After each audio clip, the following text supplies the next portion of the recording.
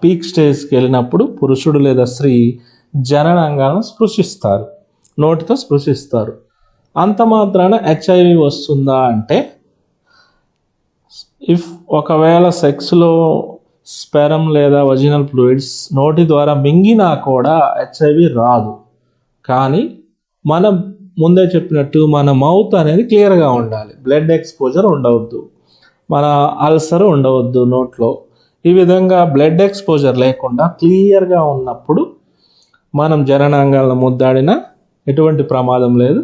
క్లియర్గా లేకుండా blood exposure ఉంటే ట్రాన్స్ఫర్ అయ్యే అవకాశం ఉంది. ఖచ్చితంగా వస్తుందని కాదు, ఇక్కడ ఎక్కడైనా సరే హెచ్ఐవి అనేది ఖచ్చితంగా వస్తుందని చెప్పొద్దు. ఎప్పుడైనా ట్రాన్స్ఫర్ అయ్యే అవకాశం ఉంది.